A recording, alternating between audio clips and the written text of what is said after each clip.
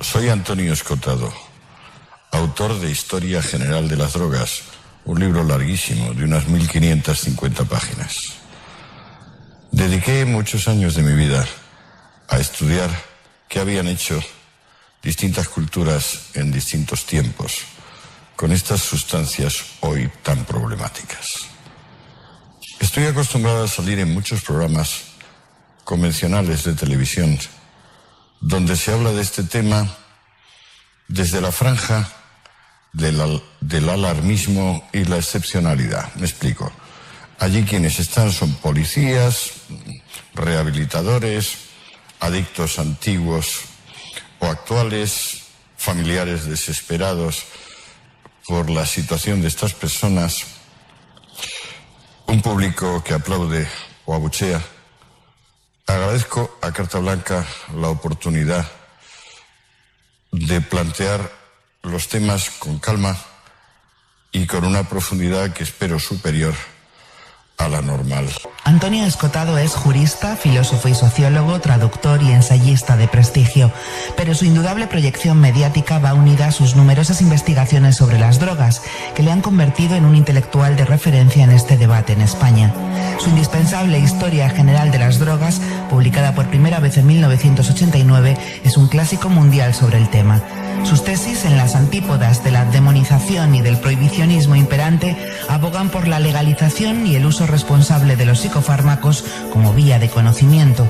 Solo un disidente como él, que elige al individuo frente a la sociedad, podría haber acuñado como máxima expresión de su pensamiento la frase "de la piel para adentro comienza mi exclusiva jurisdicción".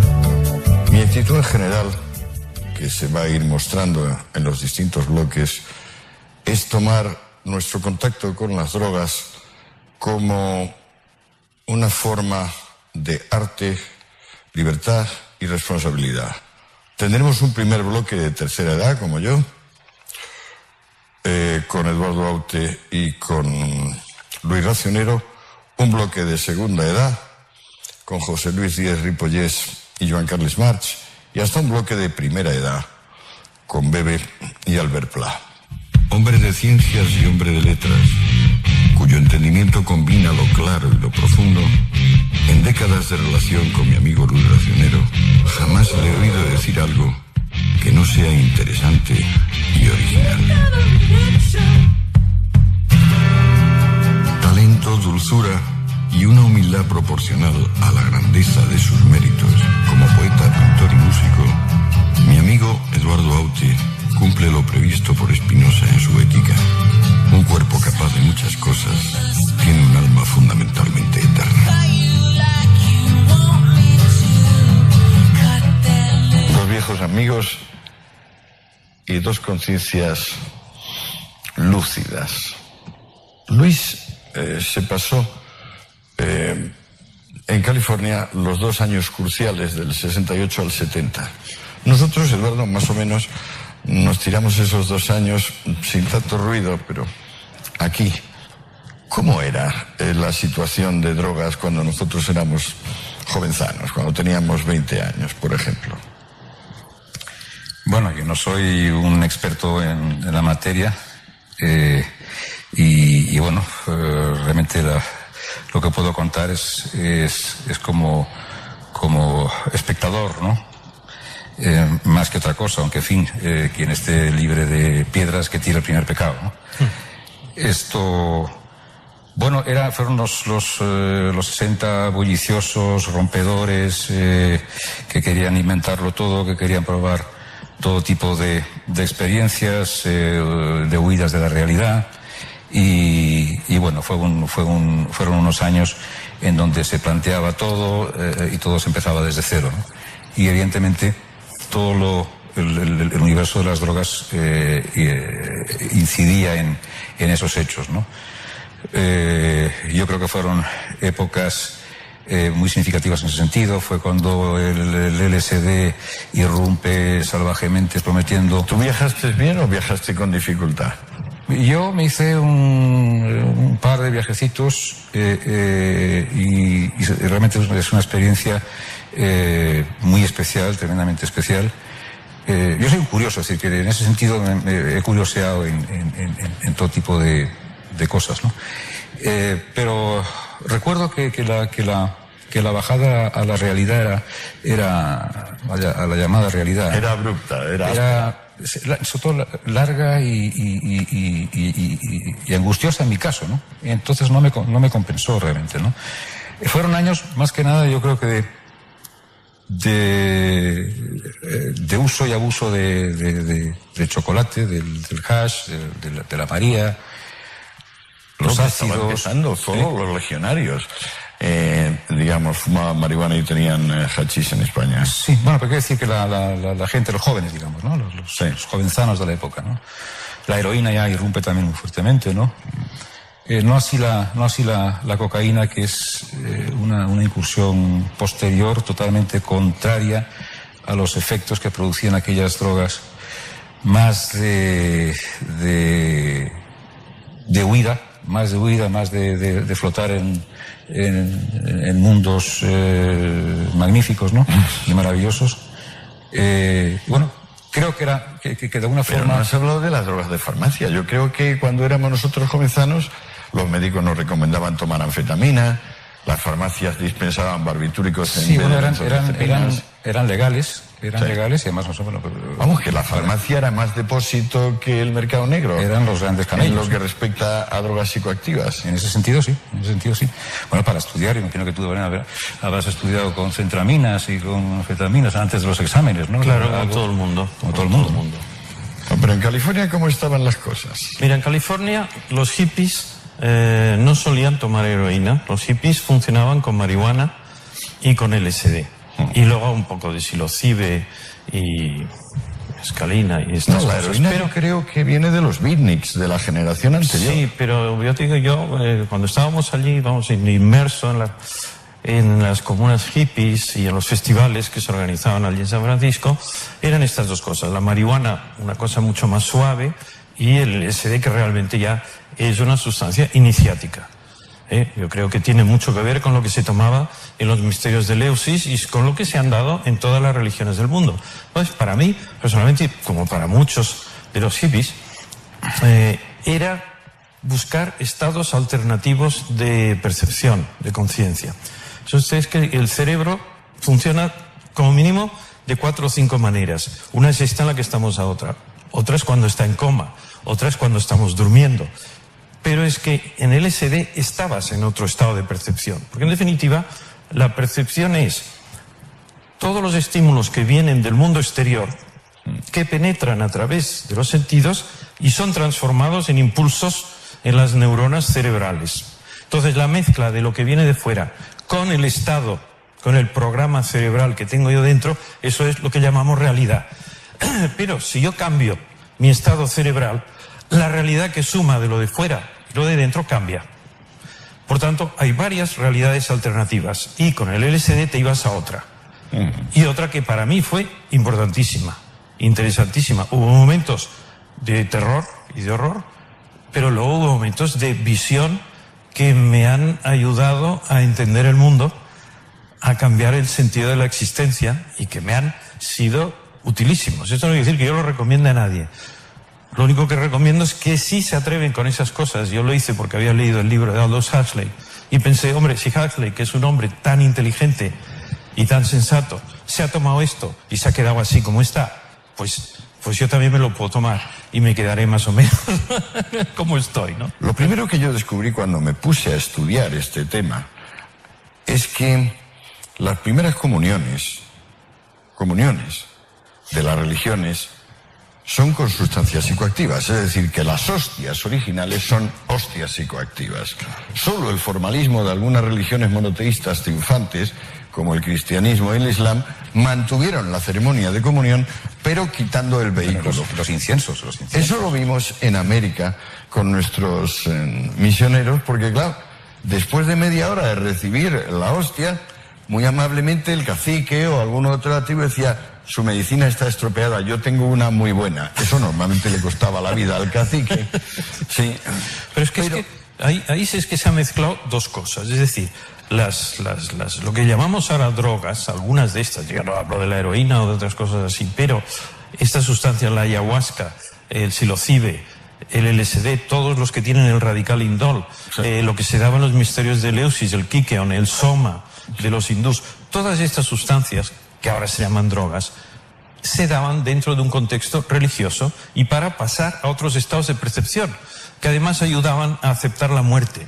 Porque cuando tú has visto que existen otros estados de percepción diferentes del que te produce el consumo de la tortilla de patatas, entonces entiendes mejor lo que hay después de la vida. De hecho, tú sabrás qué autor griego era el que decía: el que ha estado en Eleusis conoce lo que hay después de la muerte.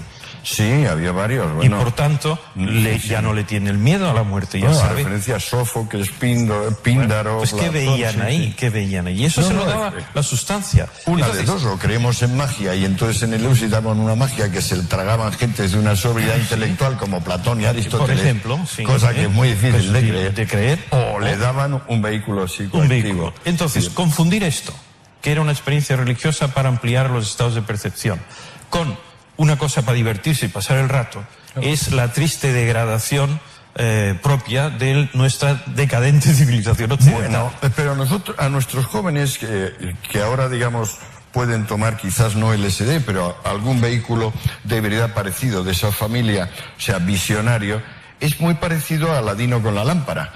La esencia es que tú, frotando la lámpara, viene el genio y le pides un deseo.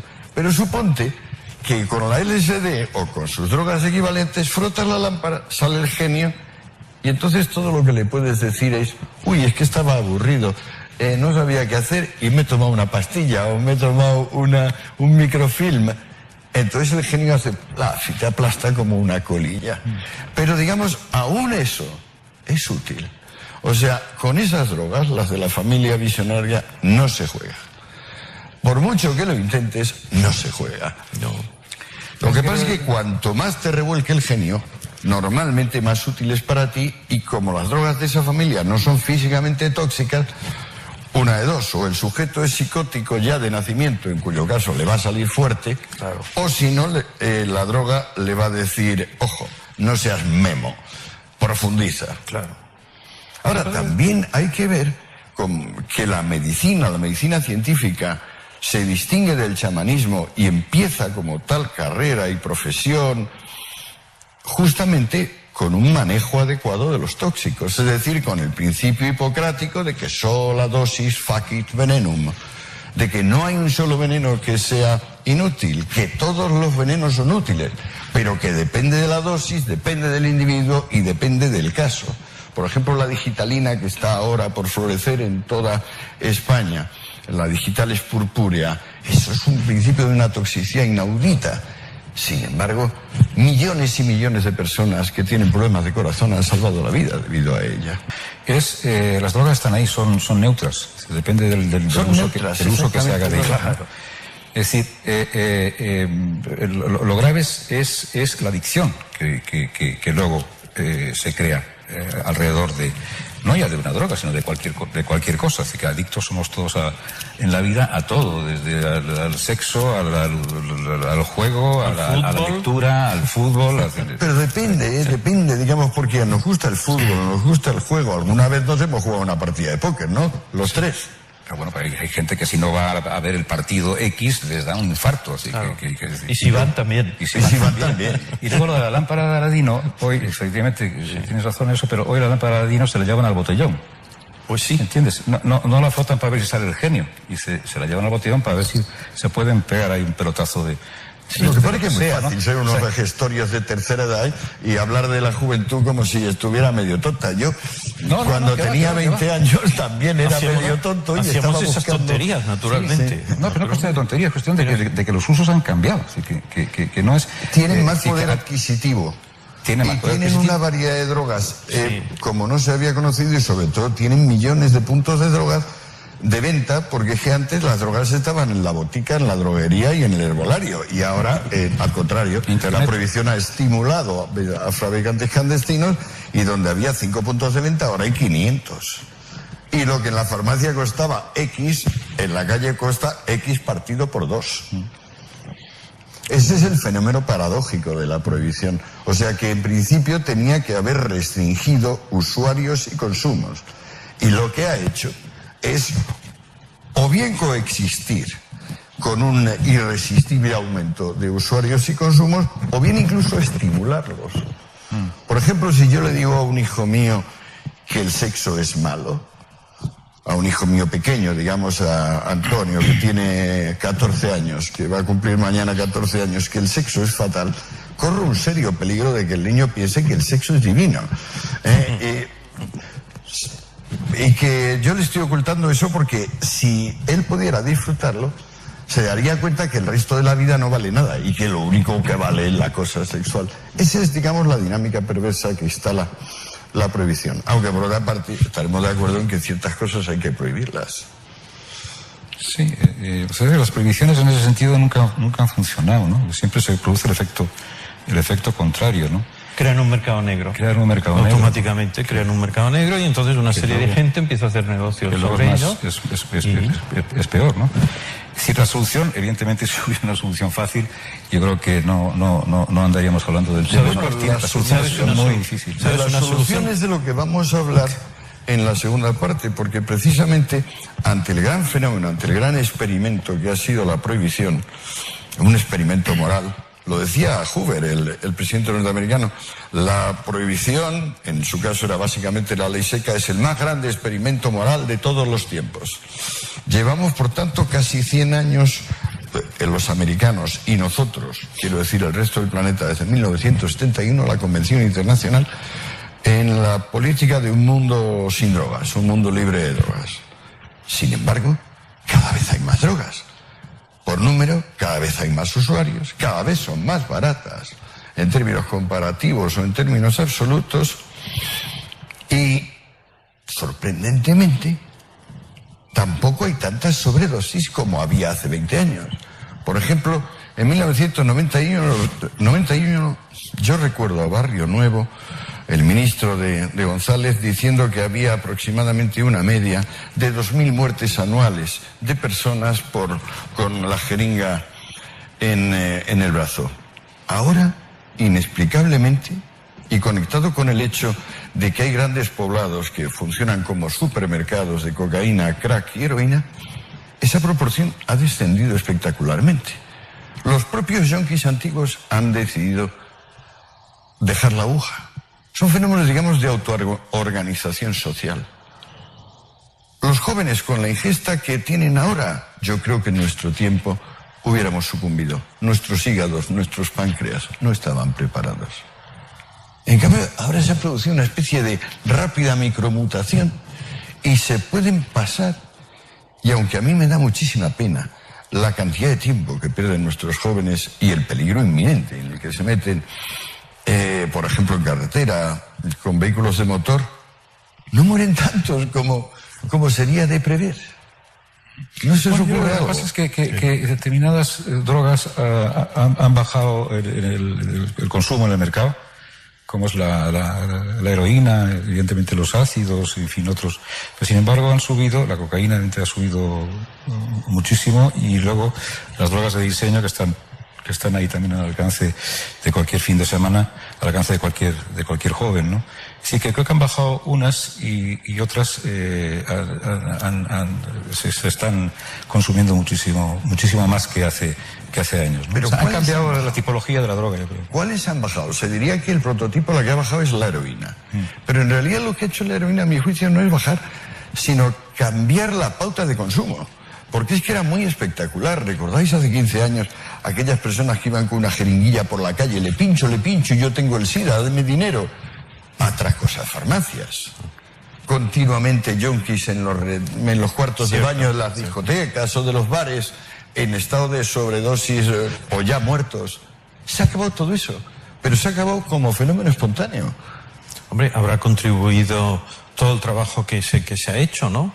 Claro, para entonces sería facilitar todas estas cosas, sociedad... para readaptarlos, para suministrarles, incluso en ciertos centros, suministrarle o dosis o cosas alternativas o sustancias alternativas. O sea que todo el trabajo que se viene haciendo sobre esto está dando sus frutos. O sea, seamos un poco optimistas. En la segunda parte hablaremos nosotros tres, y ya con un grupo de personas de segunda edad y no de tercera, sobre la reducción de daños. El programa de reducción de daños, que prácticamente es tomarse la prohibición como un hecho que no se va a poder cambiar entero, y entonces, aceptado eso, vamos a ver en qué medida podemos minimizar los perjuicios que esto causa al orden social. En esta segunda parte introducimos dos contertulios de segunda edad. José Luis Díaz Ripollés, penalista, criminalista, muy destacado, además de buen amigo, y John Carles March, médico, a quien debemos la experiencia de sustitución de mantenimiento en metadona por mantenimiento en heroína, una experiencia coronada por el éxito en la Junta de Andalucía. Con ellos vamos a continuar lo que habíamos iniciado con Luis y con Eduardo en la primera parte. Muchísimas gracias por venir. Faltaría. Y vamos a ver si conseguimos seguir diciendo cosas que de alguna manera puedan interesar y ser útiles. Yo creo que ahora debemos pasar al grupo de cuestiones que se pueden considerar programa de reducción de daños. José Luis, ¿por qué no me echas una mano y...? Bueno, programa de reducción de daños. Yo creo que antes de llegar al programa de reducción de daños, tendríamos que preguntarnos por qué ahora vemos como una alternativa con ciertas posibilidades de éxito el hablar de los programas de reducción de daños. Y hablamos de eso porque antes, durante, pues digamos que en Europa, un periodo de ya casi 40 años, se ha optado, debido sobre todo a presiones internacionales, por una política a la hora de abordar el tráfico y el consumo de drogas que ha creído ver en ello un fenómeno fundamentalmente de orden público. Y en la medida que lo ha visto como un fenómeno de orden público, ha querido resolverlo a través del derecho penal. Estábamos en principio, cuando pensamos en los que abusan de las drogas, no de los que usan, sino los que abusan de las drogas, estamos ante un problema sobre todo sanitario, de personas, también educativo.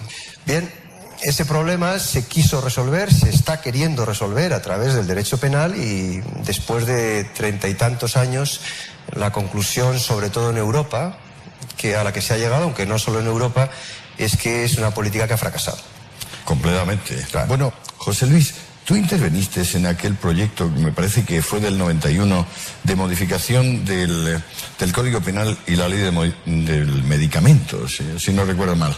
Sí, esa fue la primera iniciativa que tomó el Grupo de Estudios de Política Criminal, que es un grupo constituido por catedráticos y profesores titulares de Derecho Penal y magistrados y jueces.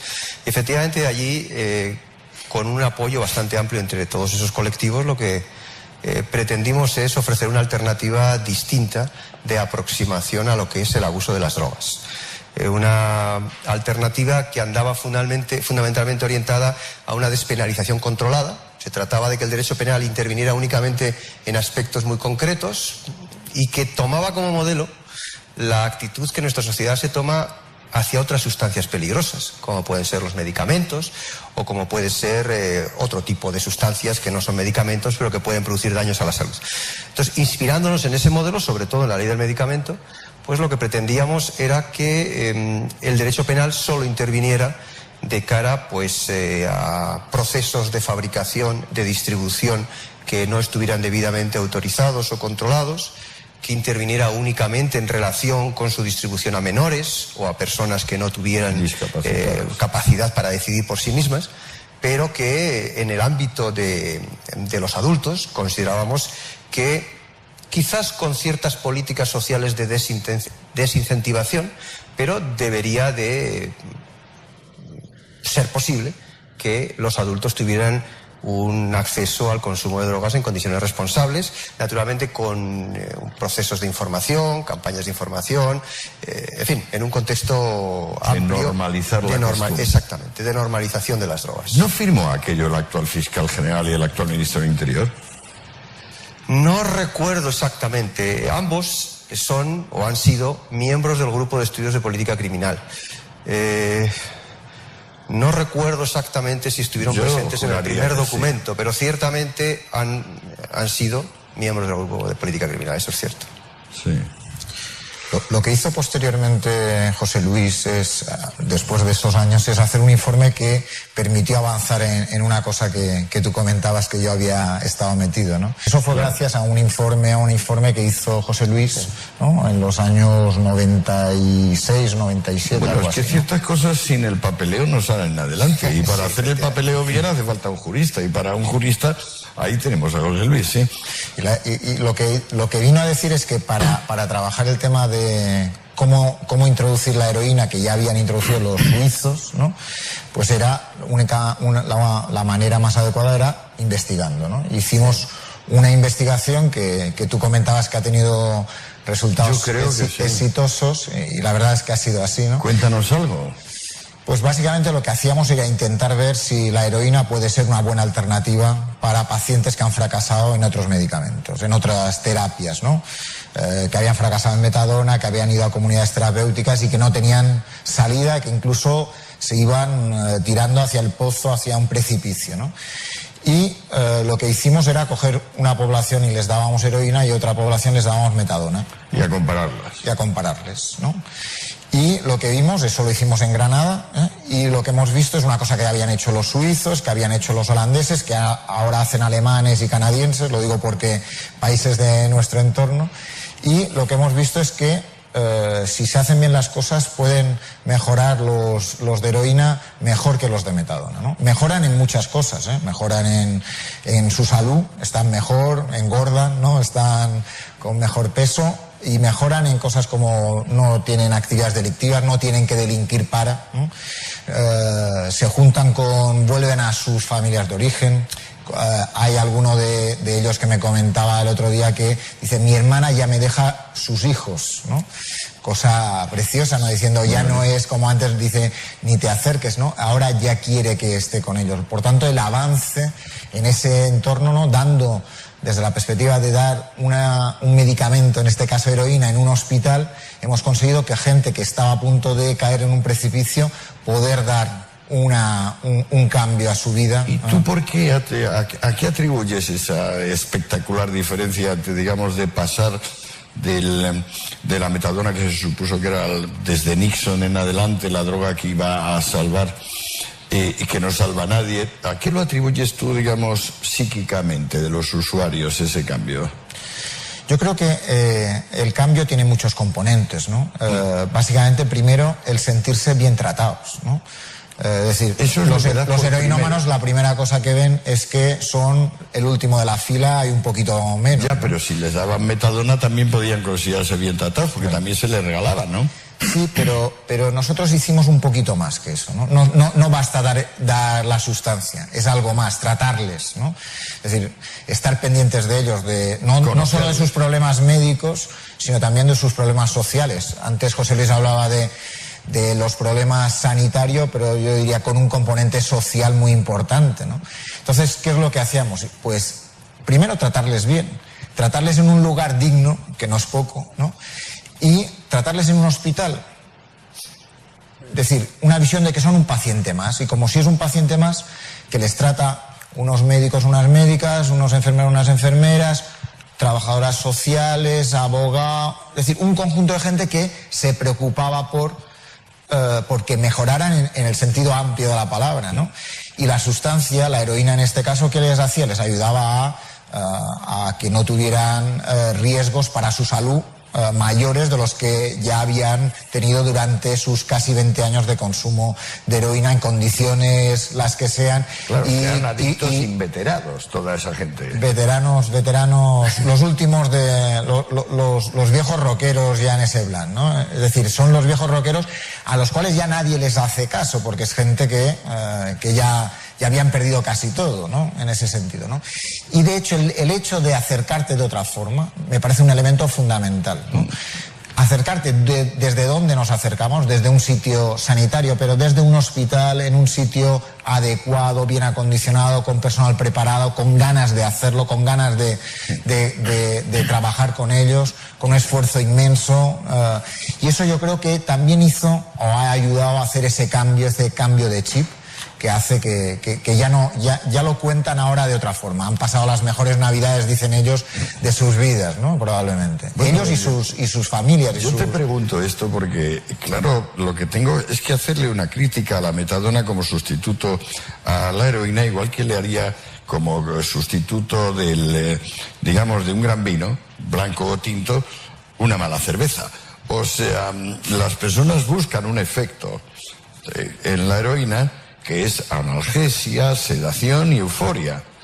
En la metadona encuentran analgesia, sedación y no euforia. Lo que pasa es que, aún así, que es verdad eso que comentas, pero aún así, a mucha gente la metadona le ha ido muy bien. Quiero decir que hay gente que toma cerveza no en las mejores condiciones, ¿no? O no el mejor vino, y se lo toma y le sienta mejor que si no se lo tomara, ¿no?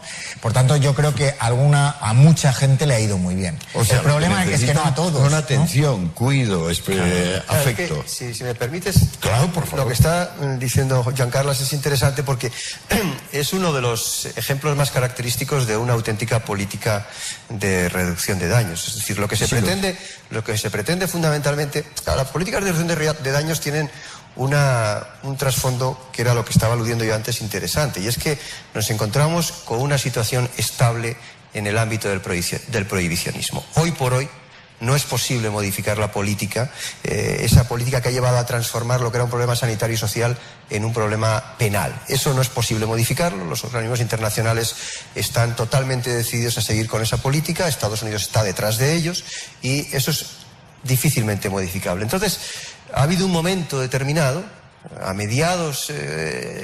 finales de los años 80, a principios de los 90, que empezaron a surgir esas políticas de reducción de riesgos que lo que vienen a decir es, bueno, no podemos modificar una política que consideramos, la mayor parte de ellos la consideran equivocada, pero a cambio de ello podemos mejorar las condiciones sociales y podemos mejorar notablemente las condiciones sanitarias de esas personas atrapadas en la dinámica de la prohibición, que ese es el problema.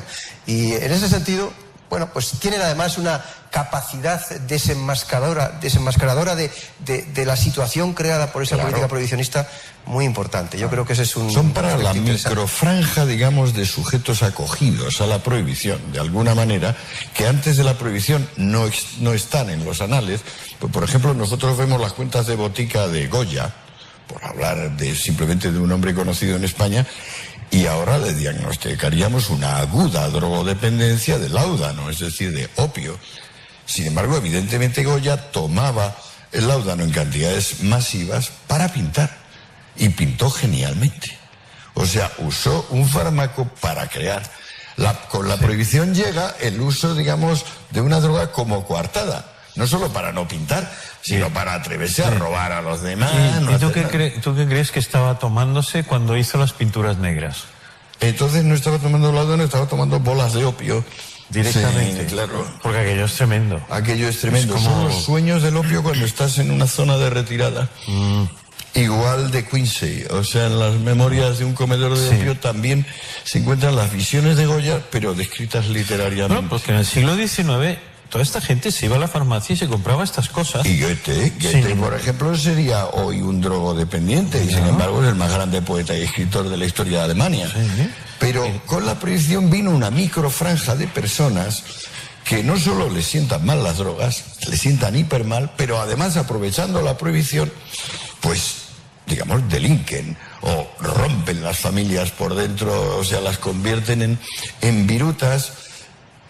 Para esto está la política de reducción de daños, yo creo. O sea, la política de reducción de daños puede cubrir a la gran franja de usuarios de drogas ilícitas que no crean problemas, pero especialmente están llamadas o pensadas para esa microfracción del cuerpo social que sí que crea problemas. Pero de todos modos, la franja de consumidores de drogas es mucho más pequeña de lo que la gente cree.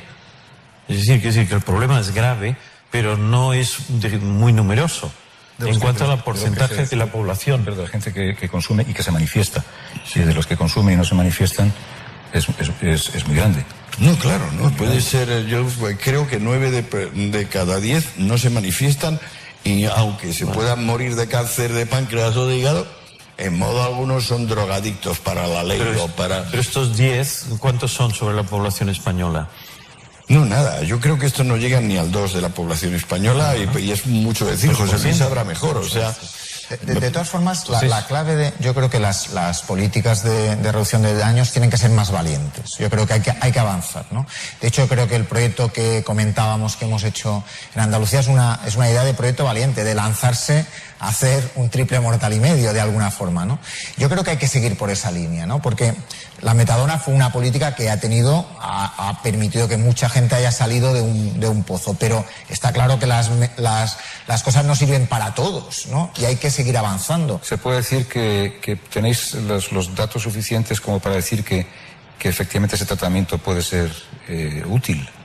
El resultado dice que la heroína es mejor que la metadona es más eficaz que la metadona en este tipo de pacientes, y es más eficaz en algunas cosas, ¿no? Es más eficaz porque reduce los riesgos de tener el virus del SIDA, porque mejora la salud física, porque disminuye la actividad delictiva, porque disminuye el consumo de otras drogas. Por tanto, estás mejorando su salud física y su salud social, y no solo la de la persona a la que tratamos, sino la de sus familias. Yo me atrevo a decir la de Granada, ¿no? Digo la de Granada, quiero ser osado, ¿no? En el sentido de... Sí, lo digo en ese sentido, porque si hay gente que tenía que robar para poder buscar su dosis y no lo tiene que hacer y ya no lo hace realmente, estás mejorando que la salud social de la ciudad esté mejor, ¿no? Y eso se ha conseguido. Es muy estricto, ¿no? Me contabas antes que van dos o 3 veces por semana, tienen que ir.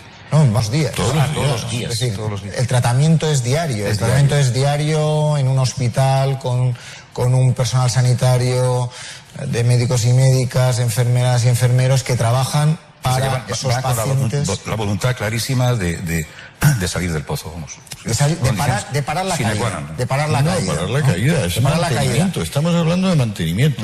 El concepto mantenimiento la primera jurisprudencia que yo sepa fue la norteamericana, fue atacado como una perversión jurídica y una abominación. O sea, no se podría mantener a nadie en una droga, porque lo que había que coger es esa persona y desintoxicarla. ¿Esto ya no es cierto?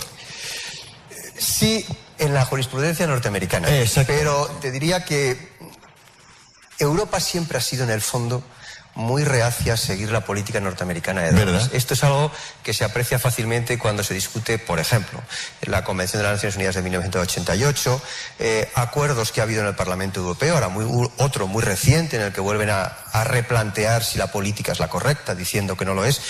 Y por enlazar con lo que estaba diciendo Juan Carlos, en ese informe jurídico que elaboró el Instituto de Criminología, que yo dirijo, se basó toda la argumentación en 2 líneas de la jurisprudencia española. 2 líneas de la jurisprudencia española que consideraban, a pesar de la contundencia de los preceptos correspondientes del Código Penal, que determinadas formas de consumir droga, en la medida que no generaban un peligro para la salud pública en general, porque esa droga iba destinada solo a personas muy concretas, me vais a disculpar la que nos explique concretamente cuál es la línea de interpretación, pues en la medida que se aseguraba que esas drogas no iban, como digo, a personas indeterminadas, pues se estimaba que no se estaba haciendo tráfico de drogas. Ese fue un argumento o unas líneas jurisprudenciales que utilizamos. Pero igual que eso se puede decir de la jurisprudencia española, se puede decir lo mismo de otro tipo de doctrinas y jurisprudencias de otros países. La alemana, por ejemplo. Sí, en los países hay diferentes matizaciones, unos son más favorables, otros menos, pero ahora mismo tenemos a nuestro Tribunal Supremo pidiendo, y parece que lo va a conseguir, el Tribunal Supremo, pidiendo que se rebajen las penas para los pequeños tráficos de droga, porque las penas previstas en el Código Penal son desmesuradas. Es decir, que ha habido siempre, por lo menos en el mundo jurídico, y no solo en el mundo jurídico, pero en el mundo jurídico, una actitud de desconcierto, diría yo, hacia el hecho de que un problema que originalmente es un problema sanitario y social y de falta de capacidad para abordar el uso de determinadas sustancias se haya convertido en un problema que hoy por hoy, según estudios empíricos recientes, el 40% de todos los delitos que se producen en nuestro país tienen que ver de una manera o de otra con drogas. Entonces, claro, esa decisión que para un país como España se tomó en un tiempo relativamente breve, porque en realidad la decisión de perseguir masivamente el tráfico de drogas y con penas muy duras empezó a mediados de los 80. Sí. El precepto penal se introdujo en 1971, pero bueno, perseguir, se empezó a perseguir en los años 80 y sin embargo, pues esa política ha dado lugar a una transformación total de lo que es la persecución de la delincuencia, lo que es la caracterización de la población carcelaria. Ha sido una transformación total que ha sido verdaderamente sorprendente, dando lugar a otra serie de fenómenos colaterales también especialmente interesantes, como es la aparición de las grandes organizaciones de narcotraficantes. Ahí, si me permitís, hay un ejemplo que es magnífico, y es que cuando uno lee las convenciones de las Naciones Unidas de 1961 y de 1971 y lee el preámbulo, la exposición de motivos, uno observa que lo que motiva esas convenciones internacionales, que no están claramente orientadas a la represión penal, pero sí al control de las drogas, es la protección de la salud. Es la salud lo que se quiere proteger, el consumo de drogas, el tráfico de drogas perjudica la salud. Cuando uno lee el preámbulo de la Convención de las Naciones Unidas de 1988, la última, el argumento fundamental no es la protección de la salud, que se menciona de pasada. El argumento fundamental es que después de décadas de prohibición se han creado grandes organizaciones narcotraficantes que tienen capacidad para corromper cualesquiera democracias y cualesquiera instituciones políticas. Y en lugar de sacar la conclusión de que, bueno, nos habremos equivocado, habrá que modificar la política, lo que hacen es todo lo contrario, crear la primera convención orientada de una forma prácticamente total hacia el uso del derecho penal para resolver el problema. Sí. Es algo verdaderamente sorprendente. Las drogas no van a desaparecer de nuestras sociedades, no va a desaparecer de esta sociedad como no ha desaparecido de ninguna. Entonces tenemos que saber convivir con las drogas, pero saber convivir con las drogas no quiere decir ver las drogas como un mal. Las drogas realmente están asentadas en todas las sociedades, digámoslo de una vez, porque producen bienestar. Claro. Si no, no aparecerían en esas sociedades.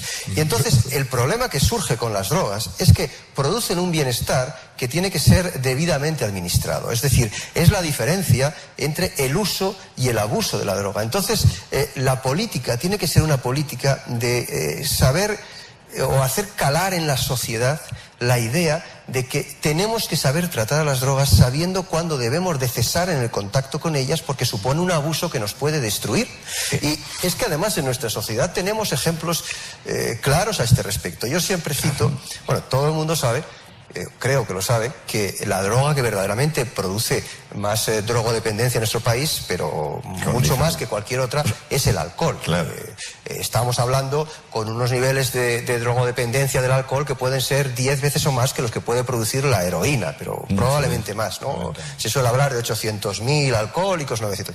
Bueno, parémonos a pensar, 800.000 alcohólicos en un país con 42 millones de habitantes, que en su gran mayoría bebe vino o alcohol en general, vino, cerveza, con mucha frecuencia, muchas veces diariamente, y que solo haya 800.000 alcohólicos, quiere decir que estamos ante una sociedad que sabe cómo comportarse con el alcohol. Esa tiene que ser la meta con el resto de las drogas. Es un arte para gran parte de los españoles tomar vino o tomar licores hasta el límite, digamos, de la euforia, pero sin pasarte. Y eso es lo que habría que proyectar sobre las otras drogas. Eso es lo que ha olvidado en general la cruzada antidroga. Que esto es un asunto de arte para las personas, un asunto de amor propio, un asunto de auténticamente de conocimiento, en vez de un asunto de protección ajena. Bueno, aquel que dice, doctor, tengo un problema con el alcohol, dice que toma demasiado, dice, no, que se me cae. Oye, el problema no es la droga en sí, que hablamos antes que era neutra, ¿no? Es ¿Cómo controlar del uso al abuso? O sea, la adicción. El tema es la adicción, no es la sustancia. Es igual. Claro. Y hay que desarrollar pautas de consumo responsables. Claro, Es eso, el gran generalizar tema es en la sociedad eso. ¿Cómo se puede educar a una sociedad a controlar, valga la redundancia, esos usos que en principio no son nocivos, hasta el abuso y hasta caer en la adicción? Yo creo que el problema es eso, es la adicción, no la sustancia. Ese es el problema. Esa es la idea de prevenir riesgos y reducir daños, ¿no? Esa mezcla de prevenir, ¿no? De trabajar esa idea social de prevenir para que no llegara a un riesgo, que la droga sea un riesgo, ¿no? Y además, y a los que entran en esa situación de abuso, intentar reducir que los daños no sean mayores y no lleguen a situaciones insostenibles para ellos y sus familias, Sí, ¿no? el remedio no sea combinadas. peor que la enfermedad, que es lo que se ha revelado en este caso.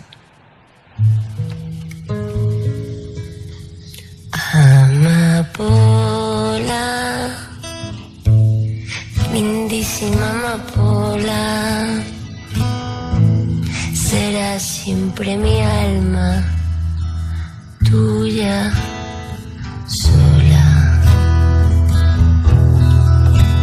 Yo te quiero, amada vida mía,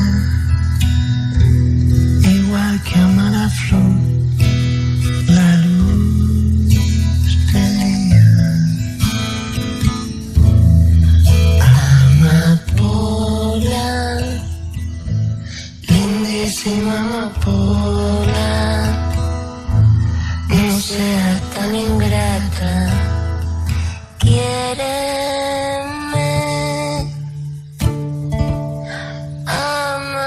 Amapola, amapola, ¿cómo puedes tú vivir tan sola? Amapola, lindísima amapola, será siempre mi alma tuya sola. Yo te quiero, amada niña mía, igual que ama la flor, la luz del día. Amapola, lindísima amapola, no sea tan ingrata, quiéreme. Amapola, amapola, ¿cómo puedes tú vivir tan sola?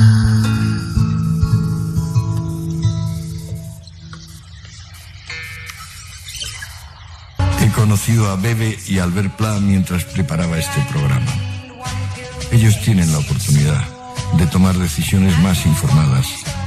Representan una generación que ha crecido en un mundo donde las drogas están más diversificadas y, por fortuna, no se emplean tan autodestructivamente como cuando yo tenía 20 años. Sabemos más. Para mí, claro, que soy de una generación muy distinta. Yo vengo de un empleo mucho más autodestructivo, mucho más limitado. Había menos drogas, había más ganas de acabar con tu propia vida usándolas. Y si no recuerdo mal, de cada 10 amigos que éramos, quizás solo quedo yo o alguno más. Ahora me da la sensación de que la gente joven se pasa muchísimo, toma muchísimas drogas. En realidad lo tiene integrado en su vida. O sea, es como si no tuviese mucho sentido tanto lo cotidiano como la parte divertida.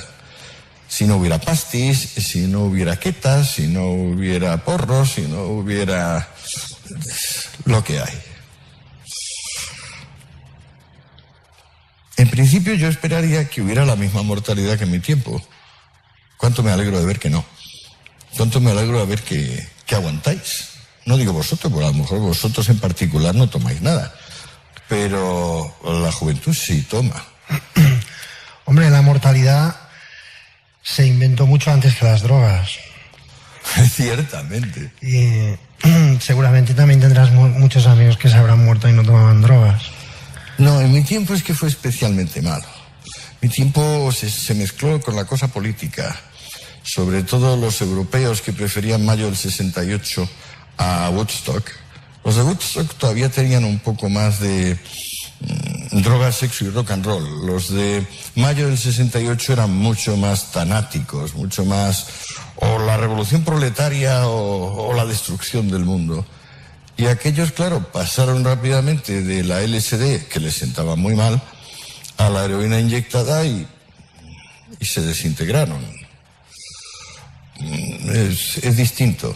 Yo creo que vuestra generación, por fortuna, aunque toma muchas más drogas, más variadas que la mía, no sé, a mí me asombra. Yo tengo 7 hijos, muchos de ellos están en edad y no se me muere ninguno, ni ninguno ha tenido que ir digamos, de urgencias.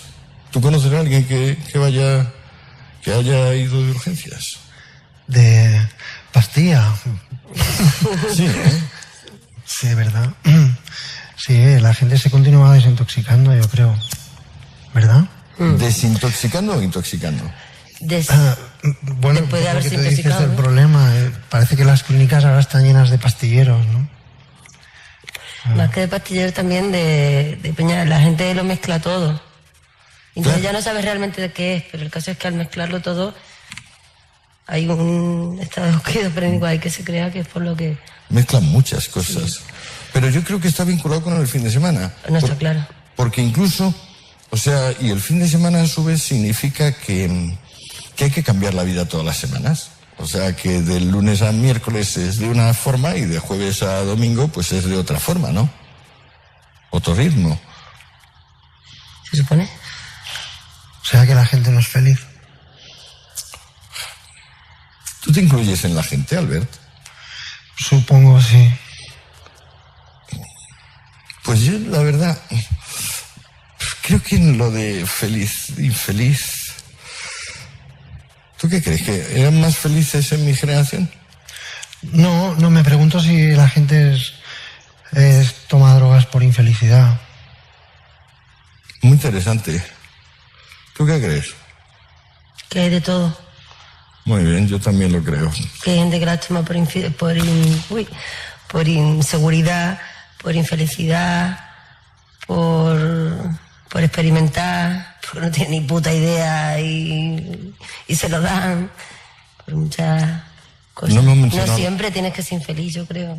Hay gente que es muy feliz y las toma también. No hemos mencionado la palabra aburrimiento.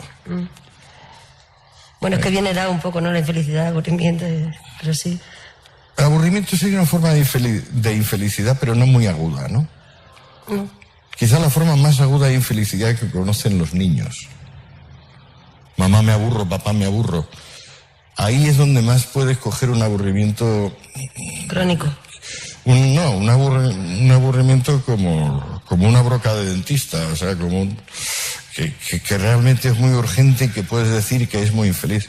Yo creo que según nos vamos haciendo mayores, vamos soportando más cargas de aburrimiento, sobre todo cuando tenemos que estar con personas que no nos apetece. Yo creo que no me he aburrido nunca solo. Pero a veces me ha tocado aburrirme. Pues claro, eso no cambia los efectos de las drogas. O sea, las drogas, digamos, tienen unos efectos primarios y secundarios, dependiendo de las dosis y dependiendo de cada una.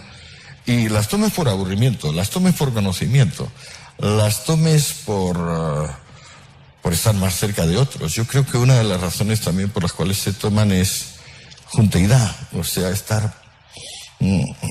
hacer sociedad, hacer comunidad con otros. En todo caso, me da la sensación de que se han convertido en algo inseparable del fin de semana. Y el fin de semana, a su vez, algo inseparable de la gente joven. ¿Tú crees que vas a seguir con el fin de semana siempre, bebé? Yo es que a mí me gusta la semana entera. Me gusta toda la semana, del lunes a lunes. Pero a pesar Luego de todo, fines de semana, no tiene que ser siempre el fin de semana, a lo mejor el fin de semana me coincide martes y miércoles, o lunes y martes, ¿no? Que además me gusta también más, porque los fines de semana hay mucha gente por todos lados. Claro. Tienes mucha más tranquilidad los días de diario. Claro. Es como que no significa que no salga fines de semana. meterte en carretera el día que sale, no el día que entran las personas. ¿Sí? Es O por la fatal. noche, nosotros viajamos mucho por la noche. En mi libro Historia General, yo mantenía que a medida que la humanidad va creciendo en número, pues claro, va reduciéndose el espacio, sobre todo vamos viviendo en grandes núcleos urbanos, y que la progresiva desaparición del espacio externo se tiene que compensar de alguna manera con un desarrollo de espacio interno, y que las drogas son la típica sustancia dirigida a aumentar el espacio interno, o sea, a crear una banda más ancha. Sí, pero también es lo que tú dices, hay veces que se te puede ensanchar la banda, pero también se utiliza mucho y la gente lo utiliza mucho de manera que se le estrecha la banda, ¿eh? Estoy contigo, Bebe. Lo que hacemos es estrechar la banda para dar más de sí, para no enfrentarnos a cosas, para tapar cosas. Exactamente, como una evasión demasiado, no Desde práctica, sino todo lo contrario, que estás como echando tierra. Hombre, es que las drogas las ha habido en todos los tiempos, pero que la consuma la juventud, eso que yo sepa es nuevo. Pero es que también es nuevo que la juventud tenga poder adquisitivo. O sea, los últimos 30 o 40 siglos de historia recordada, la juventud ha tenido de todo, pero no ha tenido poder adquisitivo. Ahora tiene poder adquisitivo. Y entonces, como encima viene la prohibición, que es un experimento moral muy importante, el experimento moral posiblemente más importante del siglo XX, como experimento moral, y entonces, pues claro, proporciona a todas las personas que están un poco jorobadas, o muy jorobadas, una coartada. De manera que pueden decir, hoy yo quería ayudar a mamá, quería portarme bien con mi hermano, quería ser amigo de mis amigos, pero pasó por allí una papelina y como si fuera succionado por un huracán, de repente me metí y me he convertido en un pelele, en un ser inútil, y además lo único que puedo hacer es pedir sin dar y exigir sin gratitud. Eso está vinculado más a la prohibición que a las drogas en sí, a mi juicio. Lo que pasa es que cuando eres un aburrido y no te has encontrado, entonces tiendes a tomar, no sé, las drogas legales o las ilegales, porque es que cualquier cosa, para, digamos, que no estás cumpliendo lo que tú esperas de ti mismo. Es como la comida se utiliza también como una droga, ¿no? ¿Te has dado cuenta? Y la otra postura. También. Claro, somos todos muy yonkis de muchas cosas, ¿no? ¿Verdad? Realmente no de drogas en sí, claro. Eso, somos un poco De yonkis. todo, Eso y es lo que de los somos. hábitos, ¿no? Lo que hacemos, Sí. un hábito que lo que tú dices nos proporciona una cierta satisfacción o algo. Y una seguridad. Una cierta sí, exactamente. Cuando tengas un demonio dentro, Claro, si si lo tomas drogas potencias, sale. lo estás potenciando y hay veces que sabes dirigir un poco tu demonio, pero otras veces es los que se te desborda. Y Claro. los porros también te lo pueden dar, ¿no? Porque hay gente que le pasa, pues yo no fumo, gente que te dice, yo ahora no fumo porros, tía, porque me rayo, porque te crea situaciones que a lo mejor pues no te relajan. O sea, en teoría te debería relajar un canuto y darte cuenta de que realmente lo único que te pasa, cuando te pasa, te notes algo raro, una situación rara, es porque estás drogado, o sea, tampoco se te puede olvidar. Sí. Cuando te estás fumando un canuto no te estás fumando un cigarro, te estás fumando un porro. Entonces hay peña que a lo mejor eso lo olvida o que sencillamente le crea situaciones que no está cómodo, un poco esquizofrénico o lo que sea, ¿no? Y entonces tampoco, no son solo las pastillas, a lo mejor no ha ido por eso al hospital, pero sí están prefieren no fumar porro, ¿no? Es que el efecto que te hagan las drogas depende mucho de cómo tú te las tomes, de cómo estés tú y de la situación en la que te encuentres, de la gente con la que lo hagas, el lugar donde lo hagas, ¿no? Hombre, claro. ¿Y tú lo ves parecido, por ejemplo, a tomar drogas, a pilotar un avión o conducir un coche? ¿Le ves algún parecido? Pues no sé, ¿no? No. Sí. Es que parece que pilotar un avión o conducir un coche hace falta un aprendizaje. Y bueno, tomar claro. en consideración una serie de cosas teóricas, ¿no? El carnet de conducir tiene un teórico y un práctico, ¿no? No sé si las drogas deberían ser igual. No, Uno tiene que saber lo que se inyecta, el efecto que le puede producir, el efecto secundario que viene después, para evitar rayadas, ¿no? Yo es que veo que vuestra generación sabe mucho más de drogas de lo que sabía la mía. No, yo no lo creo. ¿Tú no lo crees, No, eh? no creo. No, pues me seguro que no solo no lo crees, sino que habla fundamento de causa que yo. Creo que conocemos muchos tipos que hay, pero no todo el mundo no sabe igualmente los efectos que producen, pero tan básicos como el físico, como el efecto físico que te puede producir, de que te genera una temperatura elevada y te tienes que hidratar, de que no, la gente no piensa esas cosas muchas veces. ¿Crees que no? No, y además lo he visto mucho en gente muy chica, la gente que se está drogando ahora es gente muy chica, muy pequeña, ¿verdad? mezclando muchas cosas. Entonces los efectos son una bomba de relojería también. Si ahora se toman tanto y aunque no se mueran, se toman por aburrimiento y con desinformación, no estamos exactamente donde nos gustaría. Bueno, pero si la legalizas también la entregas al sistema, ¿no? Claro, ¿no? Si veo... A mí me parece que la droga se puede tomar como uno le dé la gana. ¿Verdad? Y la verdad me importa muy poco cómo se la tome la gente. Creo que es una cosa muy personal. Y quien toma drogas la toma por algo, por sus razones tendrá. Y eso es intransferible. Y creo que es la base. Todo lo demás son tonterías, me parece. Ya, pero está claro que compensa muchas veces que la peña se tome las drogas de una manera o de otra. Las drogas son un buen elemento manipulador ahora mismo. Sí, bueno, pero yo no soy nadie como para decirle a la peña que dices tú. No, yo no se lo digo a la Es peña. que no tengo ni idea, ¿sabes? Pero yo no se lo diría a la peña, quiere ¿no? decir tomarlo bien o tomarlo mal, o no tomar, o qué es droga, qué no es droga. Lo que es más preocupante, a mi juicio, del uso de las drogas es no solo la desinformación, sino que cada vez empiezan el consumo antes. Y claro, igual que un niño pequeño no es capaz de hacer un contrato, o no debe hacer un contrato y le prohíbe la ley hacer un contrato y obligarse, en este sentido o en otro, tampoco es muy capaz para discernir. La prohibición creó un mercado negro, el mercado negro se desarrolla diversificando los productos y poniéndolos a disposición de personas que no tienen la edad, digamos, para obtenerlos como se obtenían antes en la farmacia. Y entonces se van adaptando las generaciones jóvenes, se van adaptando a esta libertad, a esta disponibilidad de pasta para conseguir las cosas. Bueno, de hecho una pastilla es muy barata. ¿Te has dado cuenta? Mucho más barata una pastilla que una copa, ¿no? Bueno, ¿cuántas cervezas hacen falta para, digamos, colocarte? Pues unos cuantos euros de cerveza si vas comprando cañas. Si compras, por ejemplo, un gramo de heroína, el colocarse saldrá unas 40 veces más barato que colocarse con cerveza. Qué paradoja, ¿verdad?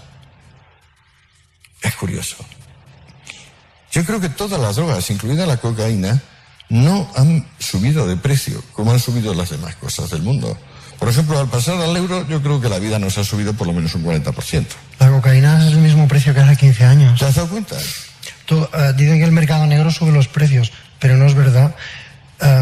Todo el alcohol, toda la cerveza y todo el tabaco hace 15 años ha subido una barbaridad. En cambio, el chocolate, la marihuana, la cocaína, el caballo, las pastillas, va mucho más barato. O sea que ahí no tienen razón. Me alegro, Alberazao. Eso es conocimiento, lo que acabas de decir. Hace falta escucharlo. Porque, digamos, la actitud alarmista que tiene la gente de mi edad ante las drogas, o incluso la gente políticamente correcta en general, está basada en que, bueno, cuanto más se hable mal de ellas y más se ilegalicen, más difíciles serán. ¿Qué va? Justamente lo contrario. Es decir, son el único producto que hay ahora que no ha subido de precio, que ha aumentado la oferta tanto en cantidad como en diversidad. Sorprendente. Pero vosotros, ¿cómo veis el futuro de igual que el presente? El futuro en materia de drogas en España. Yo no soy muy visionaria. Ahí va que preguntó. No soy muy fina, la verdad. Yo creo que la gente siempre se ha drogado, siempre se va a drogar, ¿no? Y si quitan una van a poner otra. La gente está en búsqueda del placer y lo va a seguir haciendo, yo creo. Aquí en todos los lados. Pero ¿quién va a poder quitar? Si ya ves que aquí se han utilizado medios enormes de dinero, miles de policías, represión mundial, y lo único que hemos conseguido es que estas sustancias se mantengan en el mismo precio que antes, lo cual quiere decir bajar de precio. Es que tampoco creo que haya una represión internacional, al contrario, creo que los gobiernos están apoyando. Eso me parece. Perfectamente, que el cinismo no compensa que desaparezcan para empezar. Pero no compensa que desaparezcan, evidentemente no nosotros ni pueden producimos desaparecer ni y hay un dañamos. límite a la voluntad humana. O sea, digamos, uno se puede formar propósitos, pero no siempre significa que los saque adelante. Yo creo que esa cuestión nos interesa mucho, pero me parece que ahora vais a tocar la guitarra, o sea, nos vais a deleitar otra vez. ¿Me da la sensación? ¿O no? La va a tocar él. ¿Ahora vas a tocar tú? Venga, pero me acompañas. Venga, vale. Te acompaño, Vale. que subirá.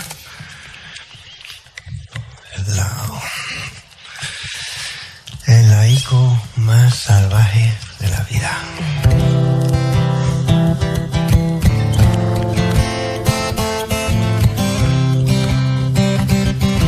No vea, bebé. Manolo era todo un macho, de pelo un pecho. Ay, pero estaba hasta los huevos, estaba harto de su sexo. Así que se afeitó y se expiró. Y ahora Manolo toda una mujer, desde que va por el agua salvaje de la vida. Sí, Manoli, por el agua salvaje de la vida.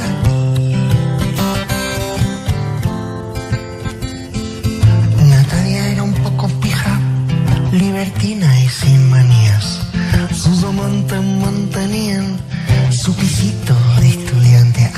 Ay, pero eso sí, era muy decente. Sus clientes eran ricos, finos y elegantes. Y así sobrevive. Por el lado más salvaje de la vida, sí, la Natalia. Por el lado más bestia de la vida.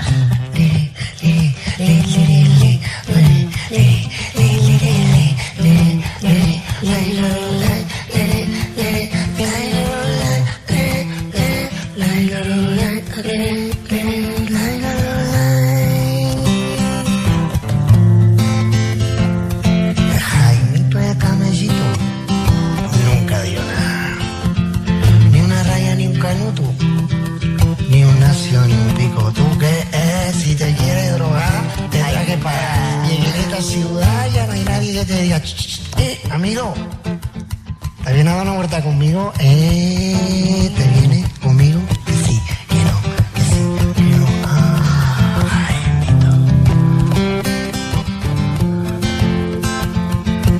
Elio se fue del pueblo, voy a comerme el mundo. Yo quedé un poquito palurdo, campechano muy aburrido. Y si ahora lo viera en la discoteca, que me ha hecho llevar. Venga, venga, venga. Bailando por el lado más bestia así, Lurelio. Guau, la pita más bestia de la vida. Y María iba todo el día de cocaína. Cuando más cera se ponía, más a gusto se sentía. Acabó con ella una taquicardia. Y su mejor amiga ya me lo decía. Ay, es que María iba por el agua salvaje de la vida. Si sus amigas le decían María, que iba por el agua más bestia de la vida.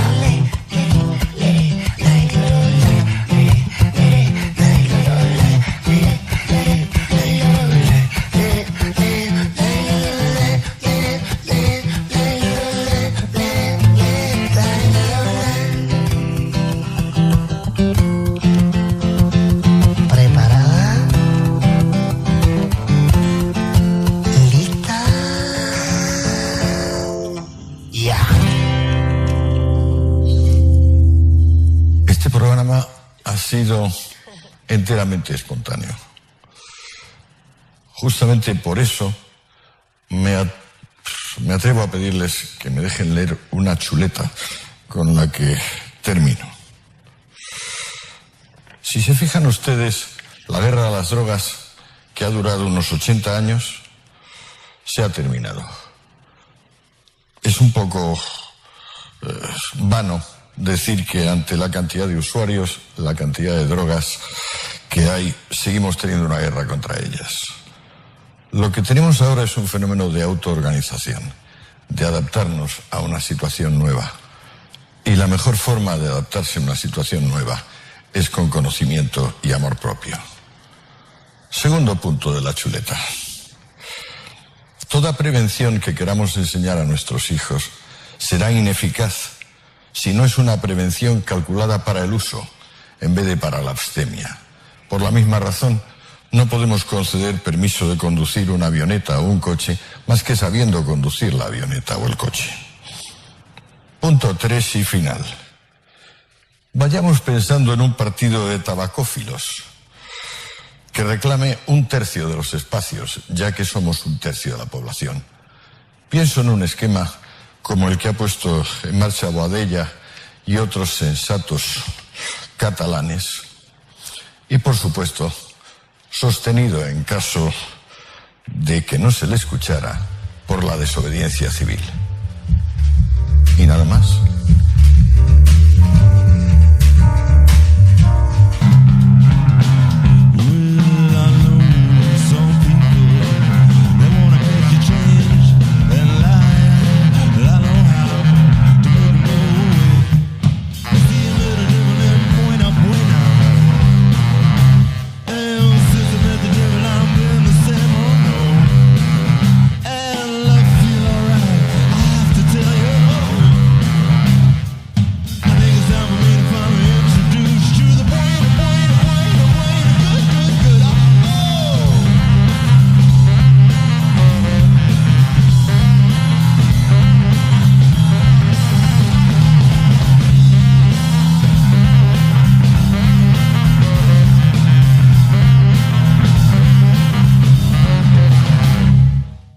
Me divirtió volver a pensar en Walter, el más tremendo libertino de todos los tiempos, un hombre victoriano, muy próspero, quizá capitán de buque, que conoció más de 2000 mujeres, mencionadas con pelos y señales.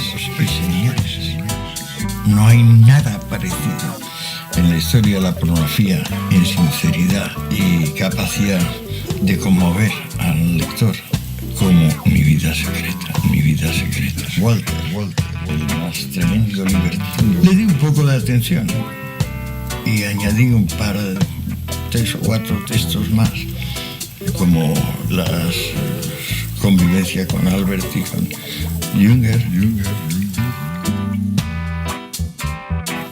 El ensayo de bioética, que creo que tiene su gracia. Y bueno, ya está. Es un librito corto.